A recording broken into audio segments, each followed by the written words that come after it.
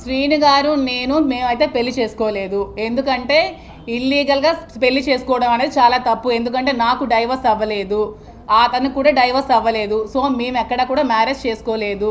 నేను అతనితో ఉంటున్నాను. అతను నాకు ఒక ఫ్రెండ్, ఒక ఫిలాసఫర్, ఒక గైడ్, అన్నీ అతనే నాకు. ఎందుకంటే నేను సూసైడ్ చేసుకోవాల్సిన సిచ్యువేషన్ వచ్చినప్పుడు నువ్వు అలా ఏం చేసుకోవద్దు, నీకు నేను ఉన్నాను, నీకు ధైర్యంగా ఉంటాను, నువ్వు అధైర్య పడుకో, నాకు ధైర్యాన్ని ఇచ్చి నన్ను అతను ఒక సెక్యూర్డ్గా ఉంచుతున్నారు. దాంట్లో తప్పేమీ లేదు కదా. నేను వాళ్ళ ఫ్యామిలీలో సహజీవనం ఎలా అవుతుందండి? అడల్టరీ అనుకోవచ్చు కదా. సహజీవనం అనేది పెళ్లి కాని వాళ్ళు చేసేది సహజీవనం అంటారు. పెళ్ళైన ఇద్దరు అమ్మాయి అబ్బాయి చేసేది అడల్టరీ అంటారు. అడల్టరీకి అక్కడ సుప్రీంకోర్టులో కూడా ఇది ఏం లేదు. దాన్ని మీరు అంత ఇష్యూ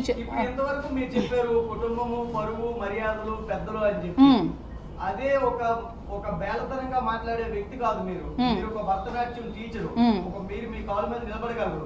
మీరు ఎందుకు రాంగ్ రూట్ ఎందుకు ఎంచుకున్నారు? ఇవన్నీ ఆవిడే అదే చెప్తూ ఎవరైనా ఆరోపిస్తే వాళ్ళతో ఉండిపోతారా? మరి ఇంకో పర్సన్ పేరు చెప్తారు మీకు, 10 మందితో ఉన్నారంటే 10 మందితో ఉండలేరు. అలా మీరు అనకండి.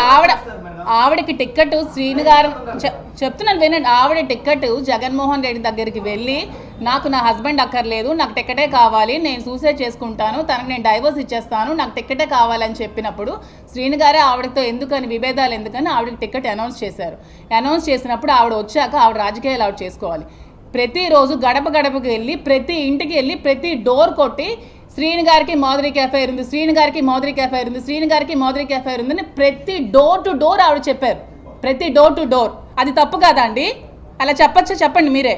మీ సిస్టర్ పొజిషన్ నేను ఉంటే మీరేం చేస్తే చెప్పండి.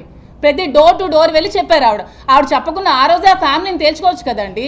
మీరు రండి మా ఇంటికి మాట్లాడుకుందాం అని చెప్పి ఆ రోజే హస్బెండ్ని పిలవచ్చు కదండి. 2 years బిఫోరే. టికెట్ అడగకుండానే మీరు ఆమెతో మాట్లాడద్దండి, నాతో ఉండండి, మనం కలిసి ఉందాం, మీరు టికెట్ చేయండి అని హస్బెండ్ సపోర్ట్ చేయొచ్చు కదండి.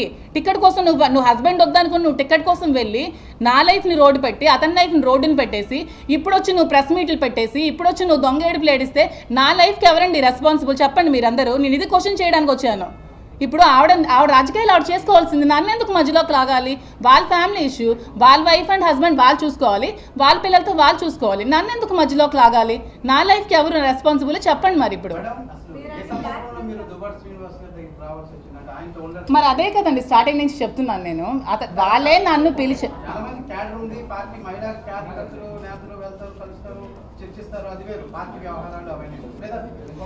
అదే ఇప్పుడు అప్పుడు కాదు. నేను పార్టీలోకి వచ్చినప్పుడు నేను అతనితో లేను.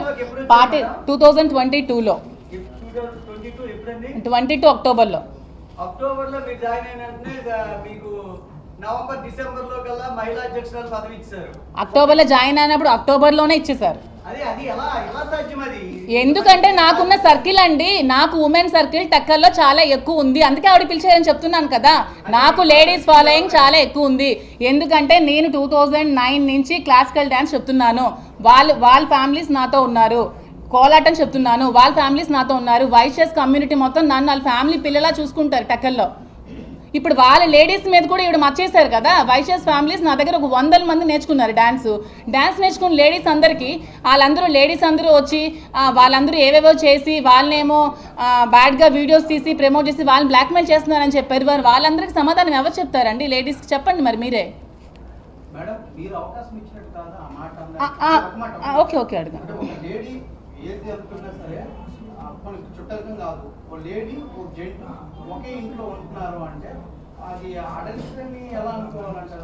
ఏంటి అప్పుడు మేము చెప్పింది మీకు అర్థం అవట్లేదు. నేను 2022లో అతనితో నేను కలిసి లేను. నా ఫ్యామిలీతో, నా హస్బెండ్తో, నా పిల్లలతోనే నేనున్నాను. నా ఇంట్లో ఉంటూనే నేను రాజకీయాలు చేశాను. ఈవిడ రాజకీయ లబ్ధి కోసం ఈవిడ టికెట్ మీద కోరికతో ఎలా డిఫేమ్ చేయాలని చూస్తూ మా ఇద్దరి మధ్యన ఏదో రిలేషన్షిప్ ఉందని ఈవిడ సృష్టించి ఈవిడ క్రియేట్ చేసింది. ఈవిడ క్రియేట్ చేసి ఆ టికెట్ కోసం ఇదంతా చేసింది. ఇది క్లారిటీగా మీకు చెప్తున్నాను నేను. అది చేసిన తర్వాత మొత్తం సొసైటీలో బ్యాడ్ చేసి రప్చర్ చేసిన తర్వాత నేను ఒకనొక స్టేజ్లో సూసైడ్ చేసుకుందాం అనుకున్న టైంలో శ్రీను గారు నాకు ధైర్యం చెప్పి వద్దు నేను ఉన్నాను, నువ్వు సూసైడ్ చేసుకోకని చెప్పిన తర్వాత నేను అతనితో ఉండడం జరిగింది. ఇది మీకు క్లారిటీగా చెప్తున్నాను. ఏంటండి ఎఫ్ఐఆర్ అంటే? తను చెప్తున్నాను కదా, తను ఇప్పుడు నాకు ఒక ఫ్రెండ్ గా ఇప్పుడు మీరు మీ ఫ్యామిలీలో మీరు అది చెప్పాలి కదా, నా ఫ్రెండ్ అయినా అని చెప్పండి. అది నేను ఇప్పుడు చెప్పాను కదా, నాకు ఒక ఫ్రెండ్ గా, ఒక ఫిలాసఫర్ గా, ఒక గైడ్ గా, ఒక కేర్ టేకర్ గా ఉన్నారని నేను ముందే చెప్పాను. ఇప్పుడు నాకు ఒక ఫ్రెండ్ గా, ఒక ఫిలాసఫర్ గా, ఒక గైడ్ గా, ఒక కేర్ టేకర్ గా అతను ఉన్నారు. సబ్స్క్రైబ్ చేయండి. subscribe to Please do subscribe to Please like, share and subscribe to top Telugu TV. Top Telugu TV. Top Telugu TV.